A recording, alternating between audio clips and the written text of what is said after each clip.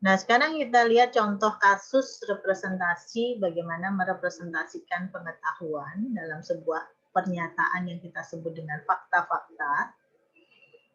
Jadi, misalkan ada contoh permasalahan untuk menyatakan informasi mengenai silsilah keluarga. Nah, misalkan ada keluarga besar yang dimulai dari orang yang namanya Hari, di mana Hari ini punya anak namanya Agus, Agus punya anak namanya Budi dan Ani, kemudian Budi punya anak Ria dan Ita, Ani punya anak Rudi, dan seterusnya. Jadi kalau silsilah keluarga itu kalau dibangun mulai dari kakek buyut dan seterusnya itu akan besar sekali seperti ini. Nah, misalnya kita ingin merepresentasikan silsilah keluarga ini dalam sebuah representasi pengetahuan yang berbentuk kalimat. Ya, berbentuk kalimat. Contohnya kalimat atau representasi dari silsilah ini itu bisa kita nyatakan misalkan dengan anak laki-laki atau ayah atau orang tua atau anak misalkan. Anak kita bisa definisikan menjadi lebih spesifik lagi, anak laki-laki atau anak perempuan. Jadi contohnya kalau kita punya relasi Hari dan Agus, nah ini sebenarnya kita bisa nyatakan dalam sebuah pernyataan bahwa Agus ini adalah anak laki-laki dari Hari. Kemudian kalau kita melihat hubungan antara Budi dan Agus, ini juga bisa kita nyatakan dengan kalimat yang hampir sama dengan Hari dan Agus tadi, bahwa Budi itu adalah anak laki-laki dari Agus. Ya. Kemudian Ani dan Rudi ini juga sama. Rudi ini adalah anak laki-laki dari Ani. Nah, itu kalau kita menyatakan secara spesifik, secara gender ini. Ya. Tapi kalau kita nyatakan secara umum, bisa juga kita nyatakan secara umum bahwa Agus ini anak dari Hari, ya, Budi ini anak dari Agus, Ani anak dari Agus, Rudi anak dari Ani, dan seterusnya. Atau bisa juga kita nyatakan dengan kalimat yang berbeda. Kebalikannya, misalkan urutannya dari atas ke bawah. Berarti kalau urutannya dari atas ke bawah, itu bisa kita nyatakan pada Hari itu adalah orang tua dari Agus, Agus itu adalah orang tua dari Budi, ya, Agus itu orang tua dari Ani, dan seterusnya. Jadi bagaimana kita menyatakan representasi yang mewakili sebuah permasalahan itu bisa macam-macam bentuknya. Jadi tidak harus spesifik bahwa kalau bentuknya seperti ini itu representasinya harus anak laki-laki, harus anak perempuan, tidak. Tapi semakin detail kita menyatakan, ya, menyatakan informasi atau representasi pengetahuan dari sebuah problem ini kita akan lebih mudah memahami sebenarnya permasalahan di dalam representasi itu apa. Seperti itu ya. Ini kita berikan contoh, misalkan representasinya adalah dengan kalimat anak laki-laki dan anak perempuan. Apakah harus seperti ini representasinya? Tidak ya, seperti saya katakan tadi, bisa jadi representasinya berbeda tapi memberikan gambaran yang sama. Itu tadi kalau misalkan Hari orang tua dari Agus juga boleh. Ya, Agus orang tua dari Ani juga tidak salah, ya. Tapi kalau kita menggunakan representasi yang menggunakan anak laki-laki dan anak perempuan misalkan, ini juga kan diperbolehkan juga, yang penting kita bisa mewakili dari pengetahuan yang direpresentasikan tersebut.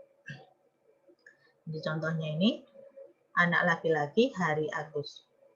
Nah, berarti adalah, nah ini juga agak berbeda kan, representasinya bahwa anak laki-laki dari hari adalah Agus. Ini juga tidak salah. Jadi anak laki-laki dari hari adalah Agus. Ya. Berarti hubungannya adalah dari atas ke bawah juga. Ya, dari atas ke bawah. Di hari bukan Agus adalah anak laki-laki dari hari, tapi hari anak laki-laki dari hari adalah Agus. Itu juga boleh.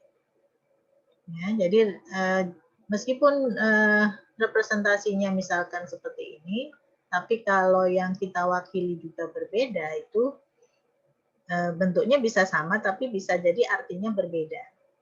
Contohnya ya, jadi kalau saya menyatakan sebagai Agus adalah anak laki-laki hari, nah, gitu ya. Ini juga boleh saya tuliskan seperti ini, anak laki-laki Agus adalah hari.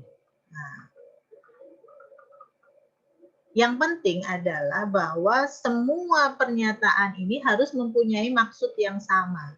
Jadi artinya jangan sampai kalau yang di atas ini artinya adalah anak laki-laki hari adalah Agus, tapi begitu yang di bawahnya artinya berbeda. Menjadi Agus adalah anak laki-laki dari Budi misalkan. Nah, itu tidak boleh. Jadi kalau kita menggunakan representasi yang pertama ini, maka bentuk susunan dari yang ada di dalam kurung ini juga harus mempunyai urutan yang sesuai dengan pernyataan yang kita wakili. Jadi kalau seperti ini, maka pernyataannya juga akan berbeda, gitu. Jadi semuanya harus satu rangkaian yang sama.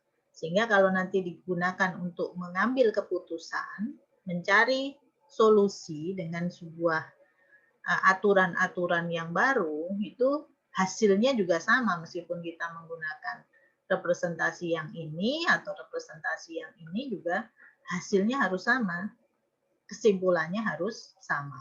Gitu.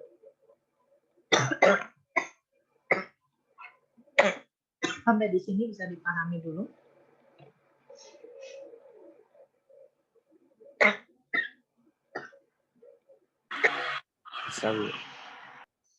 Oke. Ya, jadi enggak. Oke. Jadi itu tadi yang bisa saya katakan bahwa itu sebenarnya adalah bentuk notasinya yang disebut dengan predikat. Jadi predikat itu terdiri dari predikat tadi, kemudian argumen-argumen. Argumen-argumen ya ini tadi. Ini adalah argumen, disebut dengan argumen-argumen. Jadi kalau kita nyatakan dalam subjek predikat objek itu tadi, bahwa argumen-argumen itu ya subjek dan objeknya. Oke. Nah sekarang, bagaimana sih mencari sebuah pengetahuan dari representasi berbasis logika tadi? Kita sebut dengan simple query ya. Jadi, query itu sebenarnya pertanyaan. Jadi query itu sebenarnya pertanyaan untuk mendapatkan sebuah informasi pada query. Jadi kalau kita mempunyai kumpulan data yang kita nyatakan dalam bentuk representasi logika, itu kita bisa mencari informasinya dengan menggunakan simple query seperti ini. Contohnya, anak perempuan Agus P. Nah, ini tadi menurut pernyataan yang ini tadi bahwa dibacanya anak laki-laki dari Hari adalah Agus, berarti kalau anak perempuan ya sama. Anak perempuan dari Agus adalah Ani. Nah, sehingga di sini ini pernyataan ini sebenarnya seperti tanda tanya. Seperti penandaan tanda tanya. Karena P ini siapa gitu. Nah, itu yang disebut dengan query, simple query ya. Jadi kita ingin mencari informasi anak perempuan dari Agus ini siapa? Nah, anak perempuan dari Agus ini siapa? Nah, P ini itu bisa kita peroleh jawabannya dari data yang kita miliki. Berarti kan kita mencari sebuah pernyataan yang anak perempuan. Di sini ada 3 anak perempuan, 1, 2, 3. Ya. Tapi yang kita cari adalah yang argumen pertamanya itu adalah Agus. Jadi kalau argumen pertamanya Agus, yang ditanyakan itu adalah argumen keduanya, maka jawabannya adalah Ani. Itu. Ya. Itu cara mencari sebuah informasi atau pengetahuan dari representasi yang berbentuk predikat atau logika.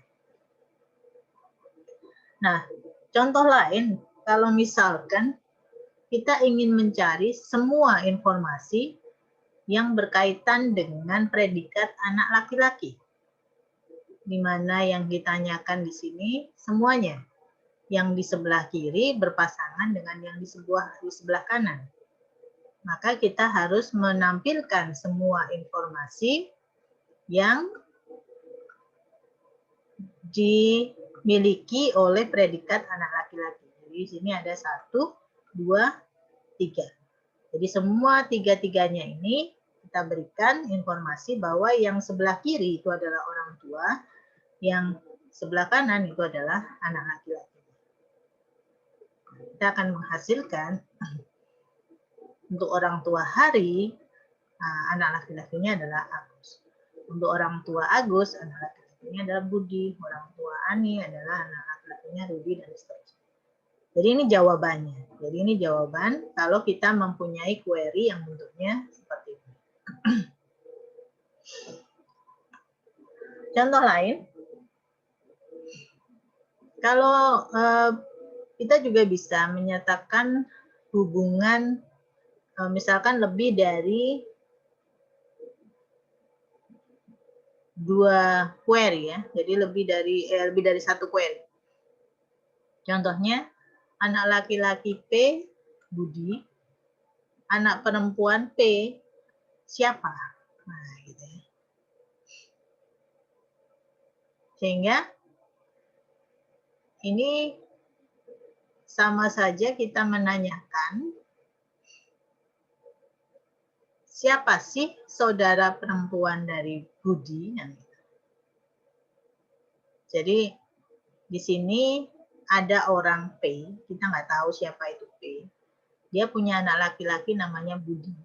Nah, dengan orang tua yang sama P di sini, nah, dia punya anak perempuan juga. Anak perempuannya siapa? D. Maka yang pertama kita harus mencari dulu P. Si P ini siapa? Ya, jadi penelusurannya 2 kali. Siapa si P? Itu berarti kita mencari dari informasi yang ada di sini yang anak laki-laki dengan operator kedua atau argumen keduanya itu adalah Budi. Jadi kita harus menemukan yang ini. Anak laki-laki kita nggak tahu ya, yang sebelah kirinya, tapi yang kita ambil adalah yang Budi. Nah, dari informasi ini kita dapatkan bahwa argumen pertama atau yang merupakan ayah dari Budi itu adalah Agus. Sehingga kita dapatkan jawaban untuk P terlebih dahulu. Jadi P-nya ini adalah Agus. Sehingga dengan kita temukan Agus di sini, maka kita bisa mencari untuk yang query yang kedua. Query yang kedua T-nya itu diganti dengan Agus. Nah, karena query kedua P-nya diganti dengan Agus, maka dengan mudah kita bisa mendapatkan siapa si D itu. Yaitu dengan mencari pada data faktanya bahwa yang anak perempuannya di sebelah kirinya adalah Agus. Ya. Dengan mencari pernyataan anak perempuan, dengan argumen pertamanya adalah Agus. Oh, ternyata Agus ini berpasangan dengan Ani. Sehingga jawaban dari D itu adalah Ani. Seperti itu contoh proses mencari pengetahuan dari fakta-fakta yang diberikan dengan pernyataan berupa predikat.